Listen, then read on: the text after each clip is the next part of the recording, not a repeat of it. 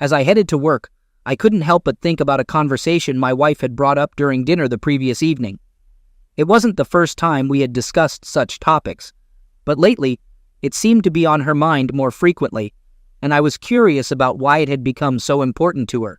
She encouraged me to recall how many women I had been involved with before we committed to each other exclusively. Additionally, she wanted to know if I still had any lingering fantasies about my past partners, or if I ever thought about them during our intimate moments. After 5 years of marriage, the simple answer was that my wife and I had built a relationship based on trust, respect, love, intimacy, and friendship, even though it wasn't perfect. I believed these elements were essential for any successful relationship, and I assumed Molly shared the same perspective. It felt like we were living a dream life: stable income, a strong marriage, a beautiful home, the means for vacations, and the enjoyment of fine dining, wines, and entertainment. I am William Harrison, but my friends call me Billy. My wife's name is Molly. During my childhood, I stayed in shape by playing football and hockey year-round and dedicating time to weightlifting. Nowadays, I maintain my fitness through running and actively participating in the adult soccer league, occasionally indulging in pond hockey. My beloved wife Molly, with her radiant eyes, flawless complexion, and lovely lips, possessed the ability to captivate anyone with her smile and engaging conversations on a wide range of topics. Her genuine interest in others made her an exceptional listener and an impartial advisor. Though her friendly demeanor might have seemed like flirting or casual behavior at times, it never bothered me because Molly knew how to keep conversations respectful and appropriate. In my eyes, Molly had a near-perfect character, with the only occasional annoyance being a minor flaw that occasionally led to emotional discussions between us. While these disagreements seldom escalated into full-blown arguments, Molly's unwavering determination, once she made up her mind, could make it challenging for me to change her perspective, especially in matters without clear scientific evidence. Both of us got married shortly after college, having exclusively dated during our final 2 years of university. It's safe to say that Molly didn't have much experience in choosing partners before our marriage. In contrast, I led a more adventurous life during high school and the first 2 years of college, exploring relationships with various women. By the age of 19, I considered myself fortunate. When Molly inquired about my ability to satisfy her, I openly acknowledged the influence of my previous experiences. This revelation made her feel envious, as she realized the missed opportunities and diverse encounters she had not had. I worked as a mechanical engineer at Abbott Labs, where I designed and tested injection molding components for medical devices. My latest hobby involves restoring a 2005 Winnebago B-Class van, while Molly excelled in her career as a CPA, holding a coveted position at a top accounting and consulting firm. Her job provided a stable income with manageable stress levels, occasionally involving business trips where she accompanied junior accountants during company audits. These trips ensured comprehensive coverage and adherence to the organization's principles of exceptional customer service and detailed reporting. In the past month, Molly embarked on several trips with a recent graduate named Andrew, who had started a 3-year journey to become a certified public accountant, CPA. This path involved qualifications and rigorous tests. After their initial trip, Molly briefly mentioned Andrew, but had not brought him up since. As our life progressed, I couldn't help but notice subtle changes in Molly's behavior and communication with me. She became less energetic, sociable, and open in our interactions. Additionally, Molly started coming home from work later than usual on multiple occasions in recent weeks. During a passionate moment, Molly ardently undressed me and led me to our bed. Throughout this intimate moment, I sensed an intensified desire in her. After making love, I went downstairs to cook, planning to address the issue when she joined me in the kitchen. When Molly eventually came downstairs and took her seat, I mustered the courage to broach the topic that needed discussion. Encouraging Molly to express her thoughts first, I reassured her of my unwavering love and trust. Molly responded playfully, which heightened my anxiety. She made light of the serious tone of our conversation, joking about how discussions that began with, "We need to talk," often signaled the end of a marriage. Dismissing my worry, Molly assured me that there was nothing negative.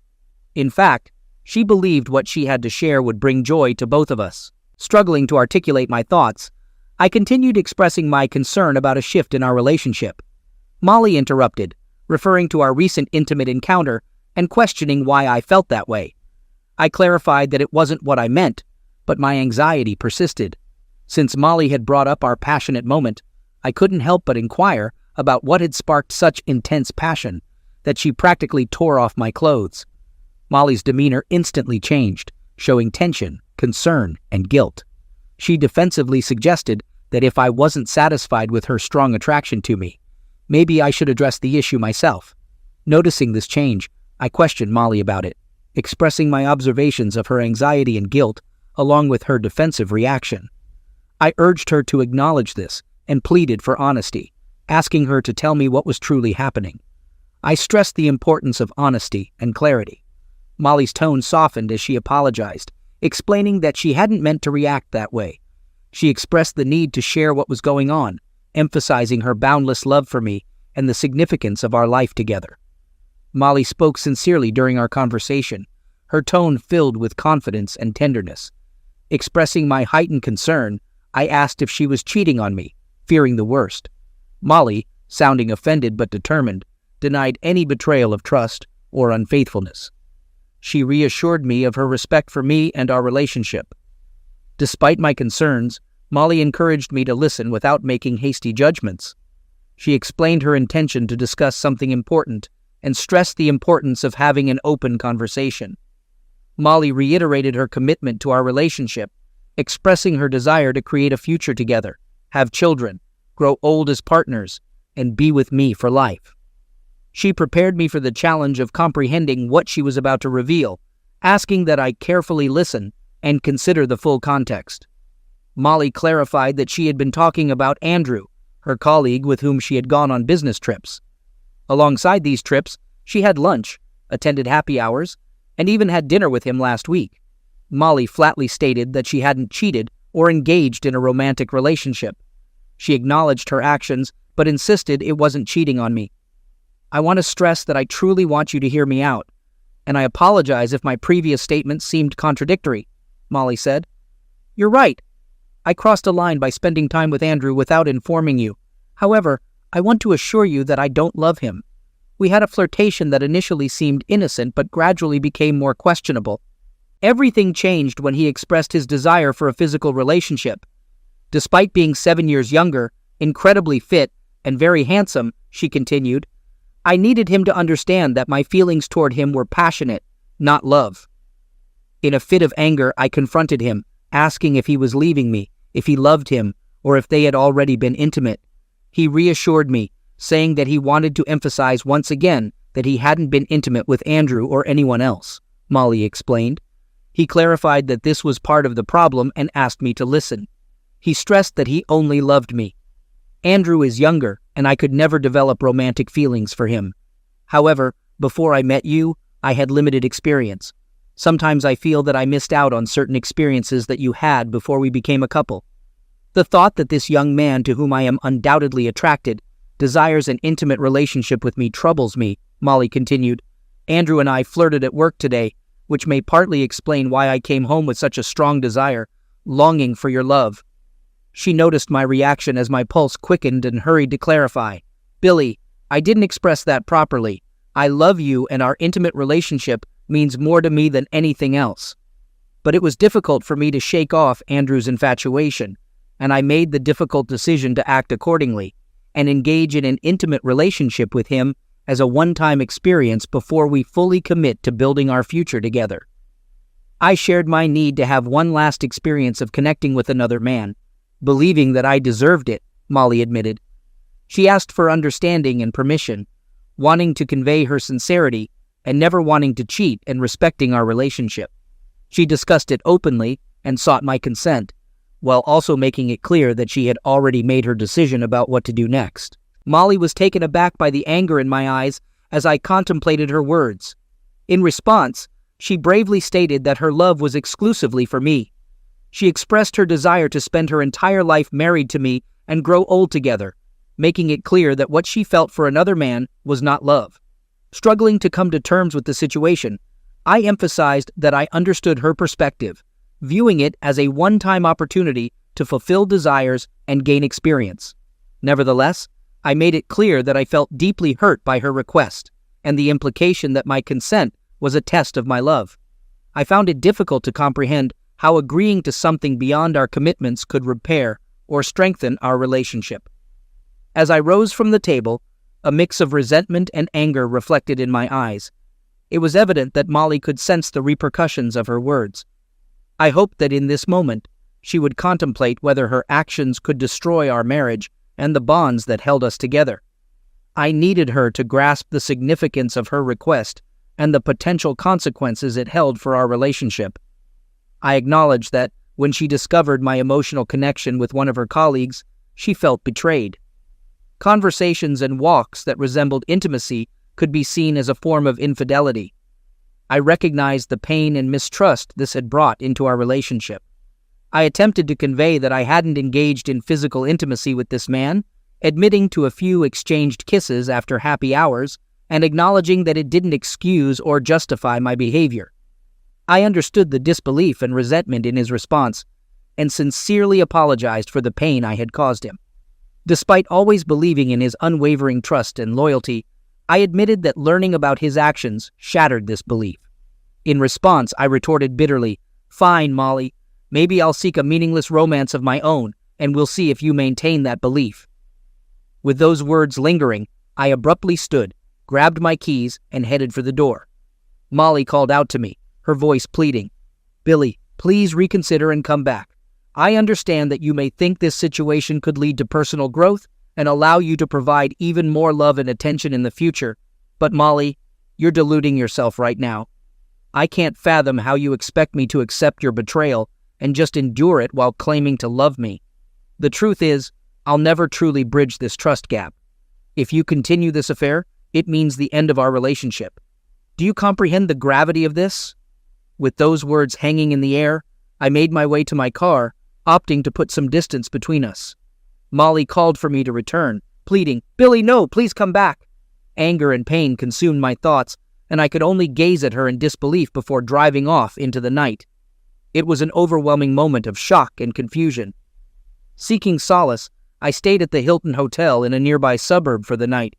Trying to escape the turmoil, I spent too much time at the hotel bar, drowning my sorrows in alcohol.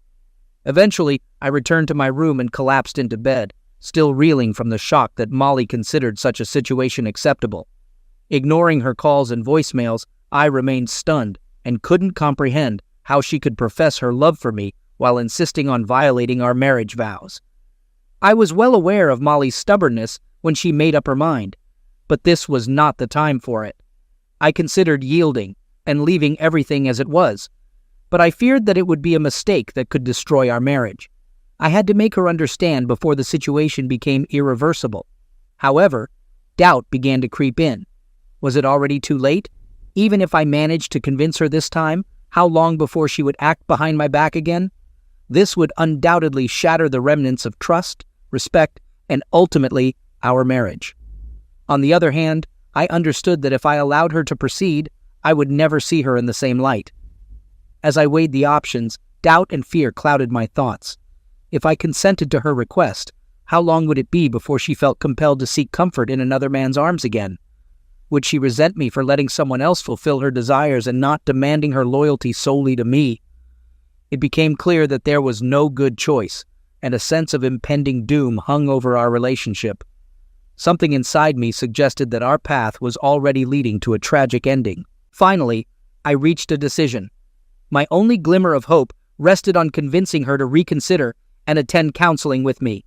Together, perhaps we could uncover the root cause of her desire for intimacy outside our marriage. With this choice in mind, I marked Wednesday on the calendar as the day to broach this topic and present my arguments. Feeling the heavy burden of pain and sadness, I decided to call in sick at work. As soon as I learned that Molly was away, I returned to our house and immersed myself in completing some unfinished work on the van. Engaging in physical labor provided temporary relief from the constant emotional turmoil. I successfully installed and connected the solar panel, ensured all electrical components were in working order, and refilled the water tanks. I knew that with one more day of work on assembling the body, the van would be ready for our journey by Thursday. As Molly's return drew near, I buried myself in these tasks, seeking solace amid the heartache. After carefully researching divorce proceedings, financial matters, and seeking professional guidance, I felt I had a preliminary plan of action for both potential outcomes that awaited me. With a sense of urgency, I surveyed our home and compiled a list of my personal possessions, focusing on items of great importance to me. Time was of the essence, and I managed to visit the bank before Molly's arrival. At the bank, I acted swiftly, canceling our joint credit card and opening one solely in my name. Similarly, I closed our shared checking account and established an individual account under my name. I decided to use funds from our shared account to prepay the mortgage over the next 2 months. Afterward, I divided the remaining balance in half, issuing Molly a check for her share and placing my portion into a personal savings account. Amidst mixed emotions, I sought solace in a familiar pub I frequented. There, I sipped on beer and indulged in a hamburger, preparing myself for the impending conversation with Molly. Around 6 o'clock in the evening, Molly returned home, and upon seeing me, she immediately expressed her concern and disappointment about my sudden departure. She pleaded with me not to leave without informing her of my well-being. I understand that you're hurting, but I was genuinely concerned about your safety and should have ensured you knew I was okay. Molly, I used to have absolute faith in the durability and strength of our love. However, recent events have cast doubt on the foundation of our relationship. Just a week ago, I could never have imagined that you would ask me for permission for an extramarital affair, only to continue as if nothing had occurred. I find it hard to understand how you can profess your love for me, talk about our enduring future together, and yet seek my permission for an extramarital affair. Molly, please know that I'm not questioning your love for me, but it's crucial to grasp that seeking permission doesn't erase the fact that it goes against the vows we made to each other. This remains a breach of trust and our commitments. It's essential to realize the gravity of this situation and the impact it can have on our relationship, both now and in the future. Molly, if we talk about drama and immaturity, what I'm experiencing right now far surpasses that. I look at the person I once loved, and I'm uncertain if I truly know who you are.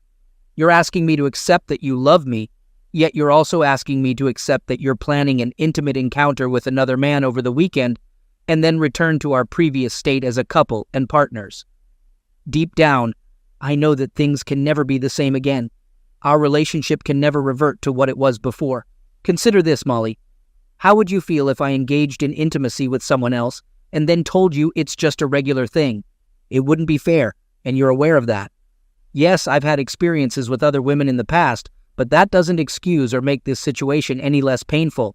I understand that you feel like you missed out on various opportunities in your past. While I had such experiences. In response to your question, I would say that if I initiated an affair, I would expect consequences, including the possibility of being asked to leave and the uncertainty of forgiveness. So why should the circumstances be any different for you? Why shouldn't I contemplate asking you to leave? And why do you think forgiving you would be easy for me? Molly was overwhelmed by emotions. Tears welled up in her eyes as she responded. I interrupted, pointing out that her statement wasn't entirely accurate. I asked if she had already committed to proceeding with the plan, if she had given her potential partner a promise. Molly attempted to defend herself, insisting that he wasn't her lover. However, she eventually admitted that she had arranged a trip with her potential partner, starting the following morning and lasting until Sunday evening. Upon hearing this, I expressed deep concern and conveyed that if she went through with it, things wouldn't simply return to normal come Monday, and our relationship wouldn't be the same. Molly gasped in response. She retreated to the kitchen and took a seat at the table, pleading with me not to let this situation ruin our marriage and life together. She emphasized that I had always been, and would always be, her husband, the one with whom she wanted to raise their children. Feeling the profound disconnect between us, I shook my head and gently stated, "Molly, we're just not on the same page anymore. If everything you've said is true, you wouldn't even consider going through with what you're planning for Saturday. It seems this conversation won't lead to a resolution. I want to make it clear that if you proceed with your plan, our relationship will end. I'll return on Friday evening, as previously mentioned. Molly, please don't ask me to stay when you're making a choice that puts our marriage at risk. We can't just brush this aside. Let's try to find a way out of this difficult situation. I'll bring dinner around 7 on Friday night. By the way, what time is Andrew picking you up on Saturday morning? Just so I know, Molly replied. I'll ask him to pick me up at 11 a.m., but please understand that you don't have to leave. In fact, I want you to meet him. Anger welled up inside me, and I retorted, suggesting that if I were to meet him, I might consider asking both of them to leave. Instead of reacting with anger, I proposed that she should consider expressing gratitude for not completely cutting her out of my life.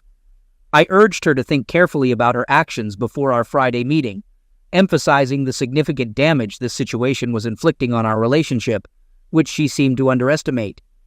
I made it unequivocal that this was a promise I intended to uphold. I conveyed that if she were to end this affair and inform him that she doesn't want to meet him anymore, either now or in the future, and if she commits to attending counseling sessions with me to work on repairing our relationship, then there might be a chance for us to recover. But if she doesn't, then I'm certain our marriage will be over. Please give me your answer on Friday evening. In the meantime, take the time to genuinely contemplate the consequences of your actions for our lives. With a heavy heart, I turned and left the house, returning to the Hilton Hotel, where I reserved a room for the night from Wednesday to Thursday. Recognizing the urgency of the situation, I contacted my boss and explained the extraordinary family circumstances requiring a week's absence.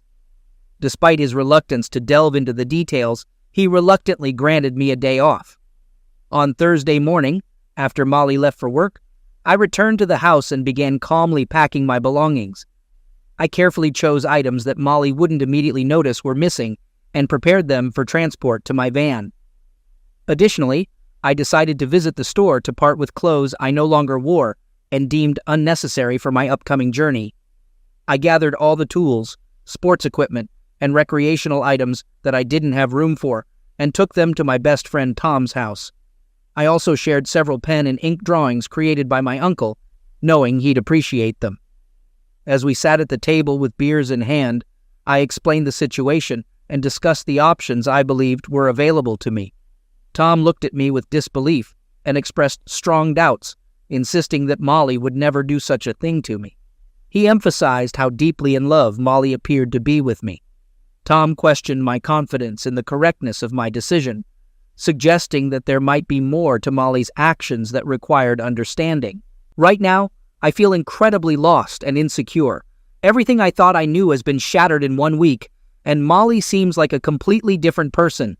Her actions have left me bewildered, and I'm trying to make sense of it all. Can't we just forgive and forget? Can't we seek advice and find a way to move forward? I told her that we still have a chance to salvage our relationship if she puts an end to this affair. But if she goes through with it, I see no path to reconciliation. I did my best to appeal to her reason, but now, on Friday evening, I hope that by showing love and care, she might be willing to heed the voice of reason. This is truly my last opportunity. It's difficult to witness the pain caused by my marriage, especially considering that we were once seen as a model of a healthy relationship. I'll explore all the potential paths for the future. I promised a friend to stay in touch, and once I have a new phone and number, I'll reach out to him. We'll keep each other informed. With these thoughts in mind, I went to the Verizon store to get a new phone and number. I secured a new phone and number, ensuring that our current plan was transferred solely to Molly's name. With practical matters settled, I returned home and refocused on the van. I completed the remaining cabinet work, took care of tasks like obtaining new license plates and updating insurance coverage. Then, I turned my attention to our home computer, meticulously removing all traces of personal emails and documents. I wanted to erase any remnants of my past life from the office. Additionally, I wrote a letter informing our family, friends, relatives, and colleagues about Molly's actions and my response to provide them with an explanation in this challenging situation. If, despite all my efforts, I failed to dissuade Molly from her decision, I'd have to explain to our family, friends, relatives, and colleagues that she chose to have an extramarital affair, actively seeking my approval.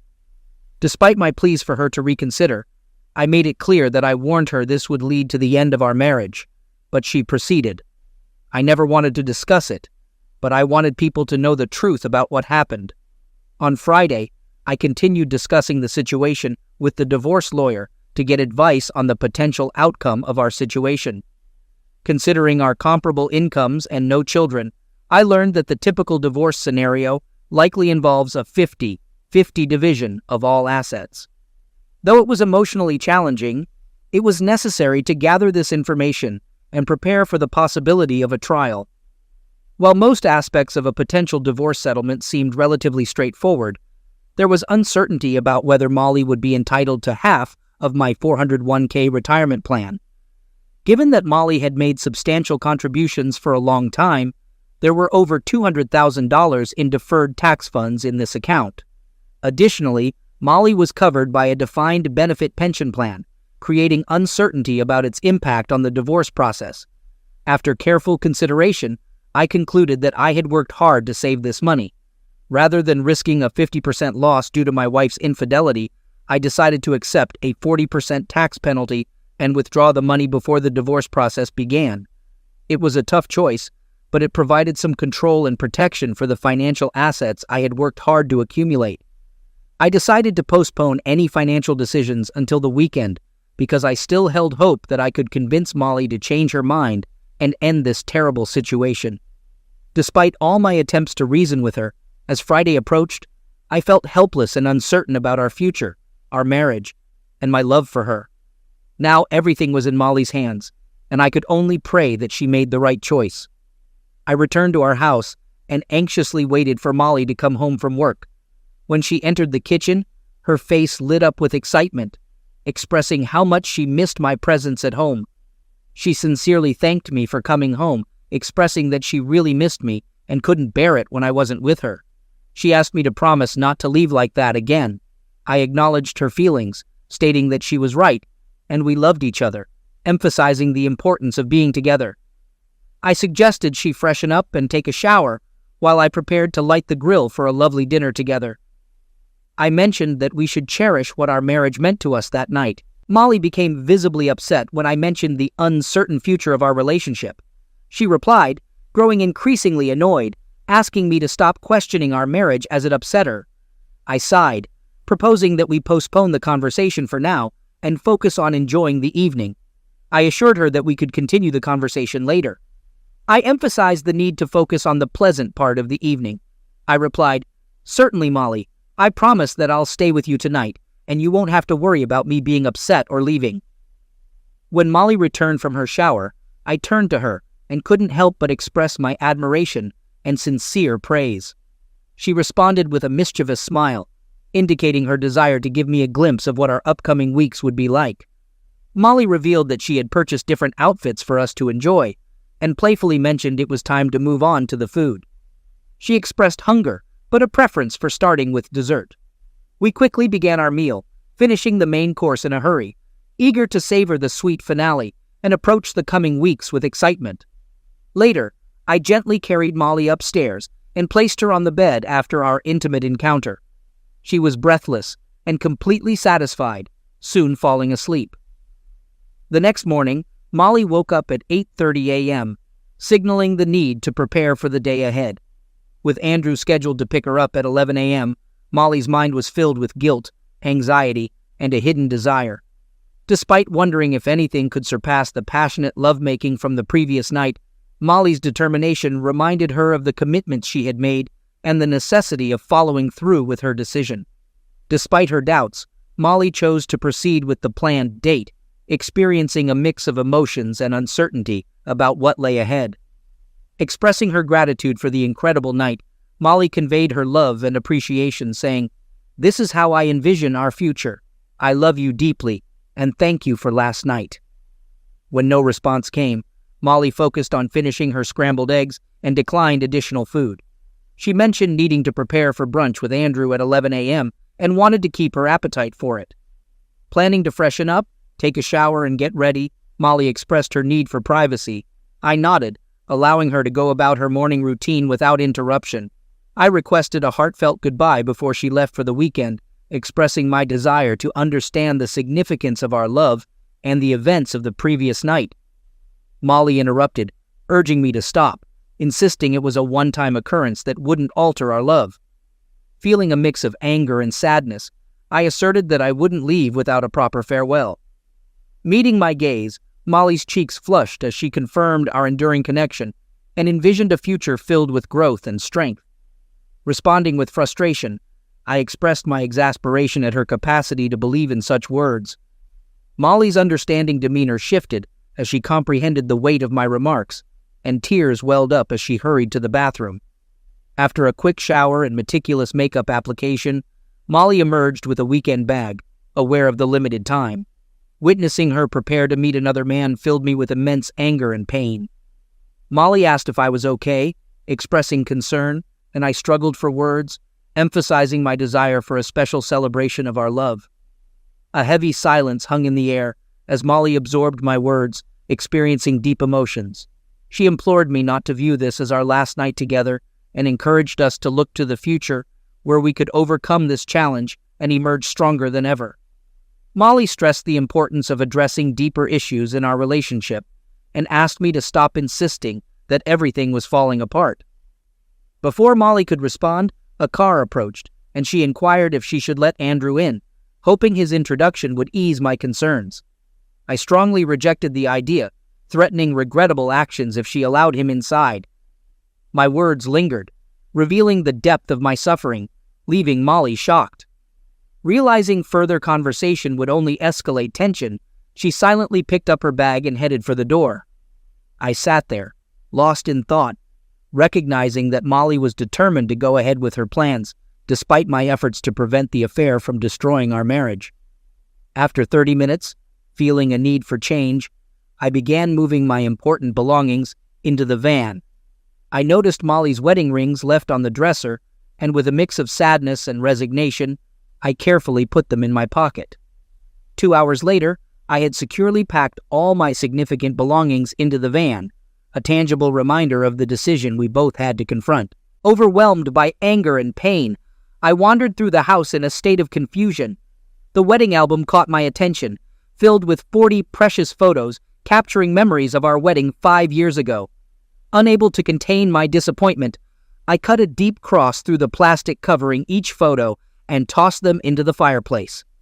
The crackling flames devoured what had once symbolized our love. Sitting at the desk, my heart heavy with grief and determination, I began composing my final letter to Molly. Molly, this is my farewell message. I couldn't bear to see you walk away from me in our once cherished marriage. Your wedding rings left behind symbolize the abandonment of our commitments, evading the reality of your infidelity in pursuit of a free weekend. It's difficult for me to fathom how you could believe, without a shred of doubt, that having an affair and then returning to our marriage as if nothing had changed is acceptable. I genuinely can't grasp your thought process and how breaking our sacred wedding vows could seem okay to you. Your actions have caused me immense humiliation and disrespect in our marriage.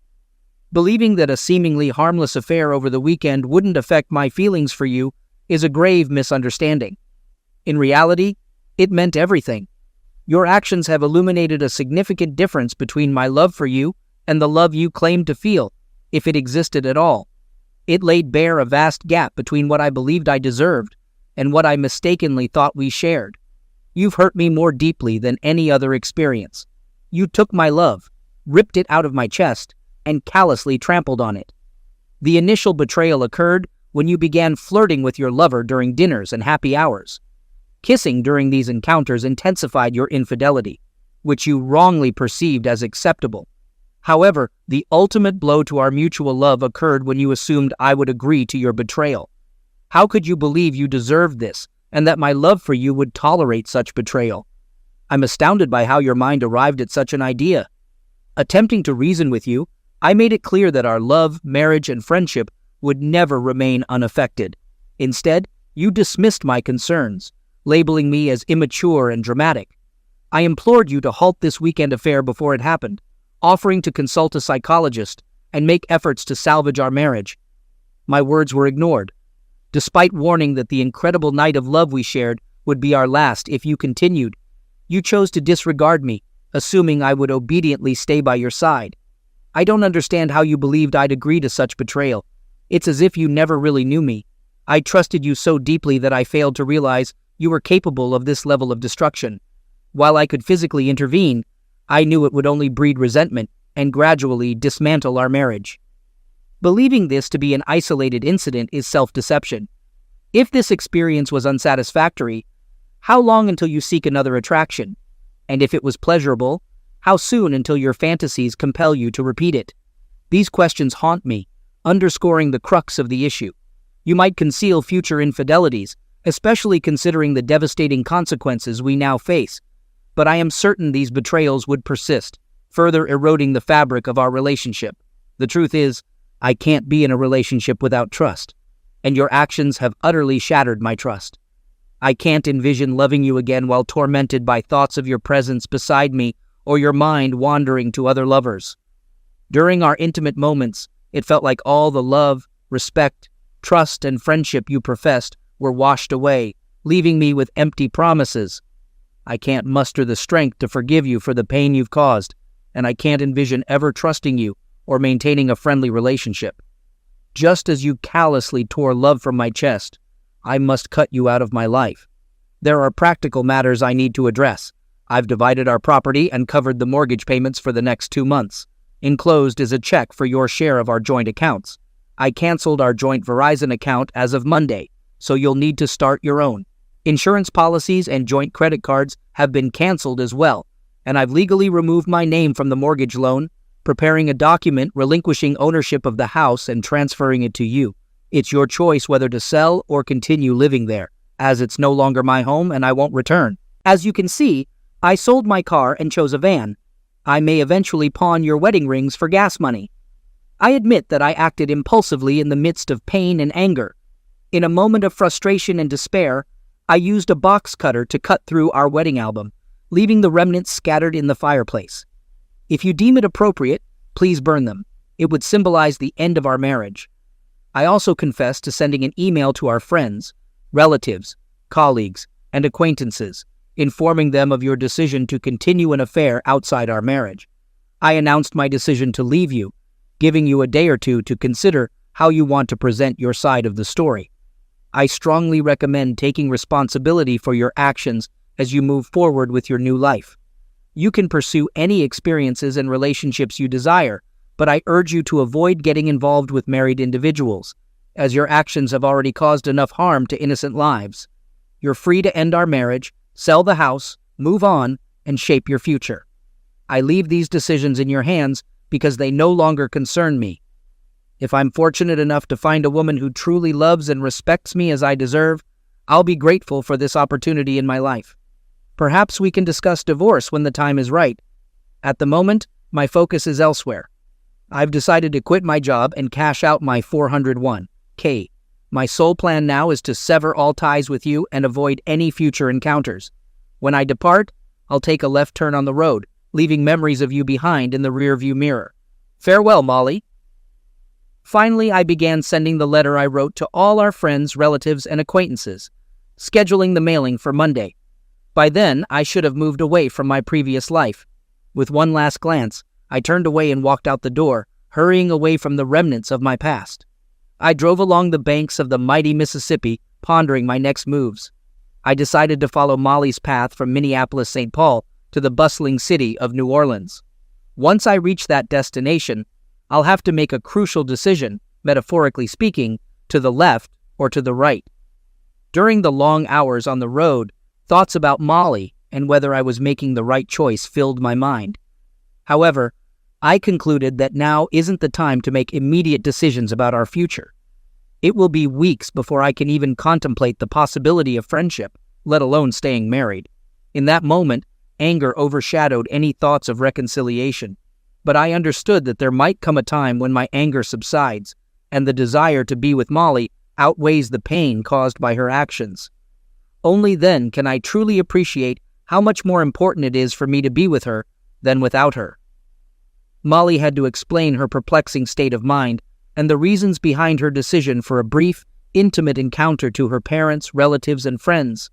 She expected it to be challenging for them to comprehend her train of thought or agree with her perspective. In fact, she found it difficult to grasp her own reasoning, let alone explain it to others. She convinced herself that this affair wouldn't affect her emotional state in any way. Recognizing the serious challenges ahead for both her and us as a couple, I understood that any potential path to reconciliation would require sincere efforts to overcome the difficulties. Molly had to articulate the depth of her new understanding of the devastating impact her actions had on our marriage and the love we once shared. She had to confront the harsh reality of her self-centeredness and foolishness in underestimating the importance of loyalty, not just for me, but also for her own sense of integrity. Now, comprehending the consequences, Molly reached out to my best friend Tom Wickley, desperately seeking information about my whereabouts. She implored him to convey her heartfelt apologies, expressing her love and remorse. Molly wants me to tell you that she loves you very much, recognizes her mistakes, and is willing to do everything to make things right if you give her a chance, Tom conveyed on her behalf. She promises not to seek a divorce and to remain faithful to our marriage vows, refraining from romantic relationships as long as we're married. Week after week, Molly anxiously waited for a response or a phone call, hoping for reconciliation. But there were no contacts as she clung to the hope of my return. About a month later, an unexpected incident occurred. Andrew opened the door and encountered an assailant wearing a mask and wielding a police baton. The attacker quickly struck Andrew twice, followed by painful blows to the groin. Before leaving, the attacker emphasized the importance of not getting involved with married women. After the attack, Andrew experienced excruciating pain, a reminder of the consequences when crossing boundaries. Of course, you know who the attacker was. I monitored Molly's life, wanting her to suffer as I did, perhaps even more. Despite Molly's claim that she would wait for me and not engage in romantic relationships, she brought another man to our house 2 months after my departure. It was hardly a friendly meeting. Soon after, she sold the house and moved to a modest apartment. Dreaming of breast augmentation, she opted for plastic surgery with the money from the house sale. Unfortunately, a blood clot formed a week later, leading to her sudden passing. Upon hearing this tragic news, I didn't shed a tear. Had I lost the capacity to feel love, anger, or regret for this woman?